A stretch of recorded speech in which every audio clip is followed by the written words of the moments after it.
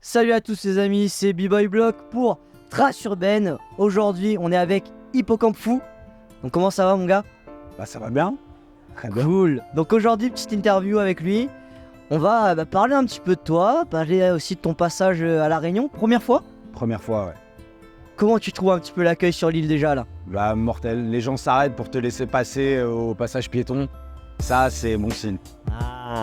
Non, écoute, super accueil, que ce soit les gens du festival, les gens de l'île qu'on a pu croiser.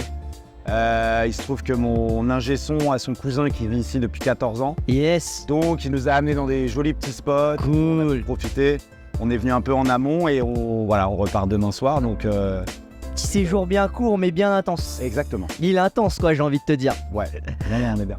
Bon, je vais te laisser, pour les personnes qui ne te connaissent pas, Seb, je t'appelle Seb, te présenter un petit peu, qu'est-ce que tu fais, c'est quoi ton univers, voilà un petit peu ta biographie, tout ça quoi. Eh ben écoute, donc je m'appelle Hippocampe Fou.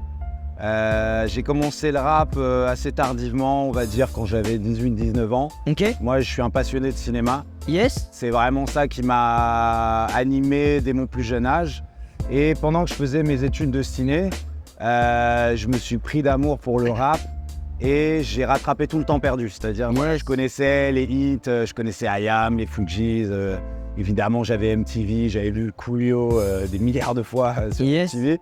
Et donc, voilà, il y a quelque chose qui m'a interpellé dans cette musique parce que je pense que c'est quelque chose qui est à base de samples. Ouais. Et du coup, tu peux l'emmener un peu partout. Ouais. Enfin, tu peux créer ta propre branche. Et il y a quelque chose de très énergique, voire agressif en live qui, moi, me plaît. Et voilà, et donc j'ai fait mes premiers concerts, on va dire vers 2007-2008 avec un groupe qui s'appelait La Secte Phonétique. Yes. Qui était notre premier groupe. Yes. Et depuis, j'ai pas arrêté puisque c'est une drogue la scène et c'est vraiment une comment dire, c'est une fois que tu as goûté à cette énergie que t'envoies et que toi tu renvoies, le côté spectacle vivant. Après, c'était difficile de revenir au ciné, de refaire des petits courts-métrages, tout ça. Donc finalement, le côté visuel, j'ai essayé de le retravailler, de le reproposer dans les différents clips que j'ai pu faire, les vidéos. Génial. Et voilà, et donc j'ai fait une web-série en 2010 qui m'a fait un peu connaître en solo, là, qui s'appelait Vidéo Rap. Yes. Et depuis, on est en 2024, ça fait 14 ans que je fais des EP, des albums. J'ai fait une trilogie d'albums autour du cycle de l'eau. Yes. Premier album dans l'eau, le deuxième dans le ciel avec les nuages et troisième avec l'eau de pluie qui redescend sur terre. Génial. Et voilà. Et puis j'ai fait un spectacle il n'y a pas très longtemps qui est un spectacle musical immersif qui me permettait en fait de proposer un mélange entre musique, spectacle vivant et cinéma. Cinéma, ouais. Donc un petit peu toutes tes passions au final. Exactement. Et donc ça, c'est un projet de longue haleine. En fait, ça nous a vraiment pris beaucoup de temps, de réflexion, de conception, de mise en scène. Et on a fait tourner ça les 2 dernières années, on va dire. Voilà, nice. C'était mon projet en date. Et là, je prépare des choses. On pourra en parler un petit peu après, il n'y a pas de souci. D'ailleurs, ton pseudo, ton blaze, donc tu vois, Hippocampe Fou, moi Block, on a des blazes un petit peu atypiques. Block, donc tu vois, il y a vraiment un petit vibes marine. Est-ce qu'il y a une histoire derrière ce pseudo un petit peu comment ça a été pensé un peu tout ça? Ou est-ce que c'est venu peut-être juste comme ça quoi? Non, c'est venu comme ça, instantanément. C'était vraiment une rencontre dans un aquarium entre un hippocampe et moi. Ouais. On s'est regardé comme ça, face to face, et j'ai vraiment eu un coup de cœur. Et je me suis dit, je crois que c'est le truc le plus bizarre que j'ai vu de mon existence. Ouais. J'avais 15 ou 16 ans. Et quand j'ai voulu trouver un pseudo, je sais pas, il a surgi comme ça du fond de ma mémoire. Et puis voilà. Et puis en fait, c'était aussi avoir un nom un peu atypique, tu vois, qui puisse interpeller. Et voilà, et je pense que l'hippocampe, c'est aussi cette créature hybride, tu vois. un Vache peu de spécial dans la mer. C'est vrai qu'il est c'est ça. Et bizarre, en quoi. fait, moi, on a du mal à me mettre dans une case, parce que c'est du rap, c'est de la chanson. Voilà, moi je fais un peu le grand écart. Enfin, c'est comme ça que j'aime me présenter entre Busta Rhymes et Georges Brassens. C'est Ouais. deux grosses influences, tu vois. Yes. Et je me suis dit, pourquoi choisir? En fait, moi j'aime l'énergie de Busta, j'aime comment il rappe, j'aime son flow, son débit, Yes. le côté caméléon de l'artiste. Et j'aime les textes de Brassens, qui pour moi est le GOAT en termes d'écriture Ouais. et de profondeur, et le côté vraiment intemporel de lyrique. Ouais. Et donc voilà, j'ai essayé de faire un rap énergique, un peu fâché sur scène aussi, tu vois, Ouais. mais avec des textes qui puissent, tu vois, faire réfléchir, ou en tout cas qui puissent, voilà, à travers lesquels les gens vont pouvoir s'identifier. Et voilà. Yes. Et en plus, aussi, t'as, mine de rien, ça va aussi avec ce que tu nous disais, que t'étais dans le monde du cinéma. T'as vraiment un jeu scénique sur scène. Par exemple, là, ce soir, sur le festival, l'UZ, t'es arrivé masqué, avec tout un univers. Donc là, tu vois, on voit aussi, je pense, là-dedans, la patte visuelle, au final. Bien sûr. Et ça, c'est un truc que t'as toujours essayé d'intégrer, au final, un peu dans ta musique. Ouais. Bah, c'est ce qui m'a amené à faire ce spectacle dont je te parlais, qui s'appelle l'Odyssée d'Hippo. Ouais, tout à l'heure, tu nous disais que tu trouves que t'as commencé un petit peu tardivement. Ouais. Est-ce que ça t'a peut-être un peu porté préjudice au niveau du monde du rap, ou au final, pas du tout? Non, je pense pas, parce que je sais pas, j'ai pas essayé de faire du rap de jeunes, quoi. Ouais. Alors là, mon EP précédent s'appelait Pas pour les jeunes, Ouais. parce que voilà, là, je suis vraiment là-dedans. Moi, j'ai 3 enfants, vie de famille, etc. Donc, ce que je vis au quotidien, c'est pas la vie d'un jeune qui sort en boîte pour pécho, quoi. Tu vois. Ouais. Je suis ailleurs. Donc, si tu veux, même quand j'ai commencé, j'étais déjà un peu ailleurs. J'étais dans ce truc un peu de grand enfant, un peu rêveur. Et l'idée, c'était de faire voyager les gens, de leur proposer des images mentales, tu vois, qui puissent être un peu faux-folles, quoi. Yes. Et qui soient un peu déstabilisées par moments. D'où le fond, quoi. C'était ce truc de « Ah là là, mais qu'est-ce que c'est que cette image? Comment il a pu imaginer ce truc-là ?» Et moi, j'aimais beaucoup ça. Maintenant, plus je vieillis, plus je grandis, plus j'ai envie de viser juste et toucher les gens avec les bons mots, au bon endroit, dans le bon ordre, pour susciter une émotion. Parce que c'est le plus important, je pense, dans la musique. Et au départ, c'est vrai qu'on est un peu dans, pas dire l'esbrouf, mais on est dans on a envie d'être validé par nos pairs, donc on veut balancer le gros flow, la technique, les rimes de partout, les flows changeants, etc. Et c'est vrai que maintenant, c'est moins l'objectif. Voilà. Yes. Il faut toujours qu'il y ait un peu de technique, et la technique est là et soutient le truc, mais maintenant, c'est vraiment le fond le plus important et l'émotion, quoi. Ouais. Cool. Pareil, là, tu parlais un petit peu de vie de famille et tout ça. Ouais. Aujourd'hui, toi, tu vis totalement de la musique. Comment t'allies un petit peu ce côté artistique, familial? Comment ça se passe un petit peu? Eh ben, écoute, moi, j'ai trouvé mon équilibre. Je le dis assez régulièrement en interview, tu vois, c'est l'équilibre entre papa et rappeur. Ouais. C'est ce moment où tes enfants te saoulent, ta famille te saoule un petit peu, tu pars en tournée. Ouais. Tu prends l'énergie du public, tu kiffes, tout ça. Et puis en fait, au bout d'un moment, au bout d'1 ou 2 semaines loin de ta famille, il te manque. Comme là, c'est le cas parce que j'ai fait du studio à Paname, puis la Réunion. Ouais. Et là, j'ai hâte en fait de retrouver mes enfants. Et en fait, c'est ça, c'est ce moment où j'ai besoin des deux, en fait. Ouais. Je pourrais pas me contenter d'une routine quotidienne, etc. parce que je me sentirais peut-être un peu malheureux. Ouais. Et en même temps, je peux pas faire que de la scène. Et pour moi, c'est trop important les moments partagés en famille et tout, parce que c'est des moments qui ne reviennent pas. Ouais. Des moments qu'on ne vit qu'une fois. C'est vrai. Et pour moi, voilà, faut pas louper ces moments et se rendre compte trop tard que voilà. Ouais, que le temps a passé. Ouais. Ça. Est-ce que c'est peut-être quelque chose qui se ressent aussi, ça, dans tes textes? Ce côté un peu moment qui passe, pas rater certains moments? Est-ce que c'est des thèmes que tu as déjà peut-être abordés? Ouais, bien sûr. En fait, moi, je suis assez nostalgique. Ouais. Mais qui dit nostalgique dit tourner vers le passé. Ouais. Donc, en fait, il m'arrive toujours de regretter déjà un moment alors que je suis en train de le vivre. Ouais. En me disant, ah, c'est vraiment trop bien. Ah, c'est dommage parce que bientôt mes enfants vont grandir et puis on va tous mourir. Et tu sais, les anniversaires, moi, ça me donne envie de chialer à chaque fois parce que, je sais pas, il y a un truc un peu de... Tout le monde est là, t'as tes parents et tout, et puis tu sais qu'ils sont pas éternels. Et que, malheureusement, là, j'ai 40 piges et je commence à être un petit peu confronté à ça. Mes proches, mes amis perdent leurs parents, etc. Et c'est très dur et c'est des choses qui m'inspirent là, tu vois, pour mes prochains projets et tout, parce que c'est vraiment... moi, j'ai besoin de parler de ce que je ressens, tu vois, et donc finalement, même si je suis nostalgique et tourné un peu vers le passé, le but, c'est vraiment aussi d'être là dans le présent. Dans le présent. Et de réussir à retranscrire ce que tu ressens à un instant T. Et puis tu le graves dans un album et au moment où tu es au micro, tu enregistres au présent, tu vois. Et en fait, après, ça devient un vestige, un truc. Voilà, mais en tout cas, tu figes quelque chose avec une énergie... voilà, et encore une fois, le spectacle, le concert, c'est ce moment où tu communies avec le public et t'es dans le présent. Parce que c'est l'énergie du moment. Et il est unique. Et voilà. Et c'est vrai qu'avant, jusqu'à il y a, je sais pas, 5-6 ans, tu vois, j'étais encore dans ce truc de je veux faire le show parfait. Je me trompe, il faut machin. Et du coup, en fait, t'es en train d'anticiper, tu vois, avant de monter sur scène.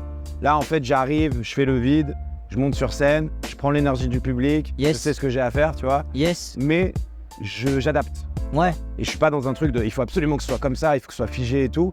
Parce qu'après, tu peux être déçu parce qu'il suffit que tu vois, tu te sois imaginé que ça allait être le fou, ça allait pas. Ou au contraire, tu es arrivé avec une énergie un peu molle et puis en fait, les gens sont ultra chauds. Et puis tu as du mal à rentrer dedans. Moi, j'arrive, j'essaie d'être le plus neutre possible, tu vois, la page blanche et tout. Je prends et ensuite je renvoie. Tu redonnes. En plus, c'est corrélé avec ce que tu disais, c'est que, comme tu disais, là, tu as envie de plus toucher les gens. Donc, c'est des thèmes qui, au final, touchent tout le monde, hein, c'est universel, tous ces temps, le temps qui passe et tout ça, tous ces thèmes.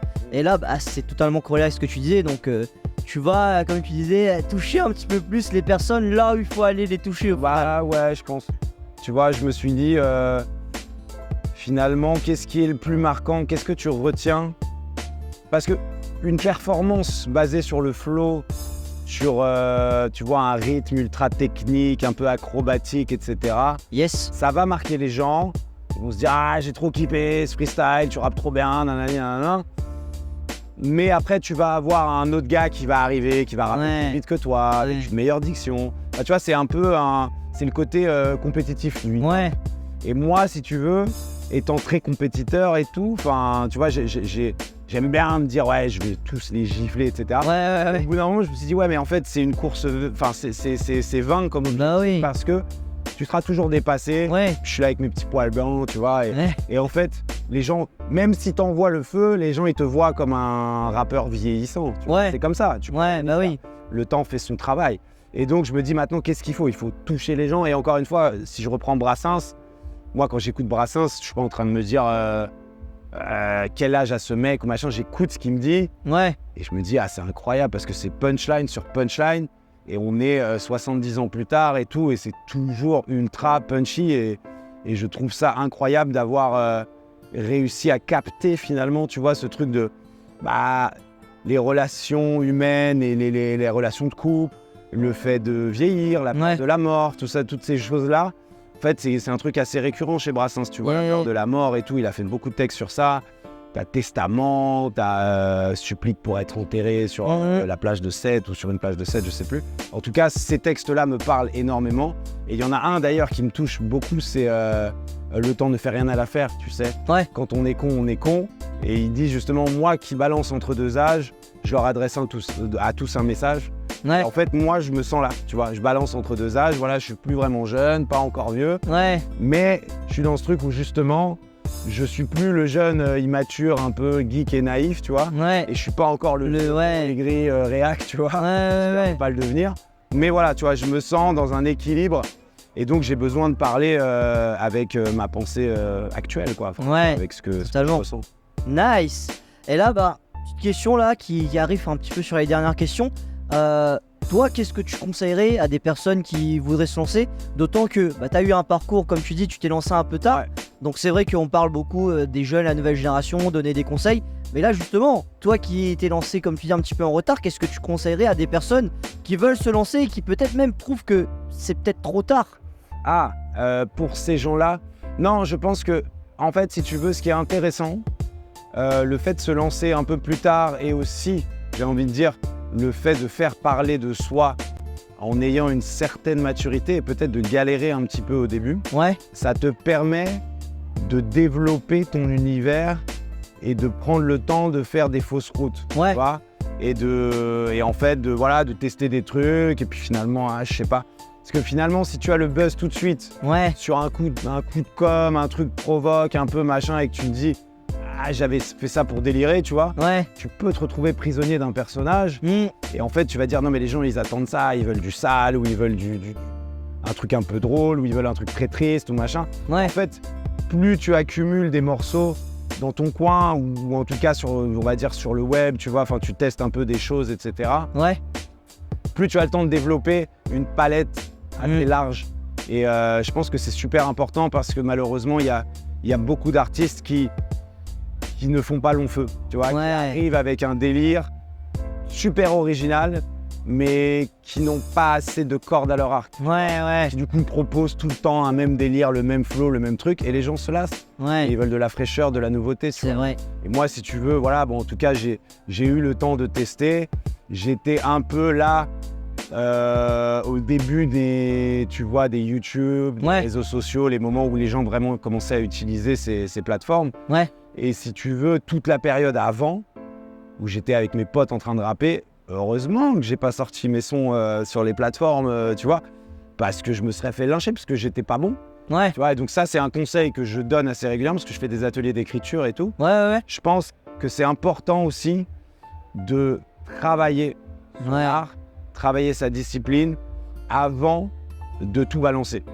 C'est pas parce qu'il y a un pote qui dit c'est lourd, tout de suite sortir les trucs, parce que quand tu vas arriver dans la jungle des haters, tu risques de te prendre une grosse gifle et de plus y croire et d'arrêter. Donc il faut tester avec ses proches, le plus de proches possible, à essayer d'avoir l'aval de ses parents, de son compagnon, sa compagne, tu vois, genre, je sais pas, essayer de sentir que c'est bon, tu vois, et ensuite aller tester peut-être en live, tu vois, des open mic et tout. Je pense que c'est important parce que c'est pas encore le truc du web, parce que c'est trop facile de hater sur Internet. Et malheureusement, il y a des gens qui meurent dans l'œuf.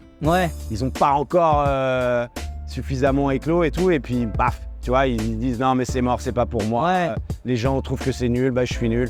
Et non, et la confiance c'est quelque chose qui s'acquiert et il faut répéter le truc, il faut connaître des échecs, il faut se relever, etc. Donc je pense que avant de se dire vas-y je sors un EP, je suis un ouf, travaille ton truc, voilà. Attends d'avoir la validation de tes pairs et de tes proches, puis de tes pairs si possible, en envoyant peut-être à des... Moi parfois les gens m'envoient des choses, tu vois. Et j'essaye de dire ce que j'en pense et d'être le plus sincère possible. Et surtout de proposer des choses qui peuvent être améliorées, tu vois. Le mix c'est pas ouf, peut-être que ta voix mériterait d'être un peu travaillée. Tu as plein de rimes, des multisyllabiques qui sont très jolies, mais on ne les entend pas parce que tu ne les accentues pas de la même façon. Tu vois. Il y a ce truc, parce que finalement, le rap c'est comme la chanson, il y a des motifs mélodiques et rythmiques. Et en fait, quand tu fais une rime sur plusieurs syllabes, si tu ne répètes pas les mots de la même façon, au fur et à mesure de l'avancée, eh ben les gens passent à côté. Tu vois. Alors je dis pas qu'il faut que ce soit le premier truc qui saute aux oreilles des gens, mais il faut savoir surligner un petit peu son flow pour que ce soit, voilà, qu'on l'entende et qu'en même temps on écoute ce que tu racontes, parce que l'important c'est qu'est-ce que tu dis, quoi. Oui, bien sûr. Et pareil aussi, comme tu disais, peut-être attendre aussi un petit peu, ça te permet aussi d'avoir la maturité de tanker un petit peu tout ce qui se passe. Tu sais, comme tu disais, il y a beaucoup d'haters, donc si t'as pas cette maturité de pouvoir les tanker, entre guillemets, plus tu te crées ta carapace, t'attends et t'es prêt à tanker tout ça aussi plus facilement, tu vois. C'est ça. De toute façon, moi je te prends des exemples, tu vois, Eminem qui raconte que la première fois qu'il a rappé devant un public, il s'est fait huer, tu vois, bon. On parle d'Eminem quand même. Star Rhymes, j'ai vu il y a pas longtemps. Il disait qu'il avait battle Jay-Z parce qu'ils étaient dans le même collège à Brooklyn. Ouais. Et apparemment, il y avait un petit bif, tu vois, une petite embrouille, je sais pas quoi. Il est allé rapper contre Jay-Z, tu vois.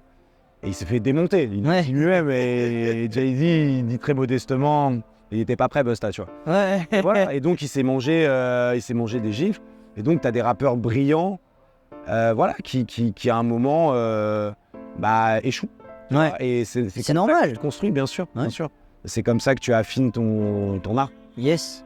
Un petit projet que tu aimerais nous partager qui va arriver bientôt, un petit teasing, t'as de quoi peut-être? Je travaille des nouveaux morceaux.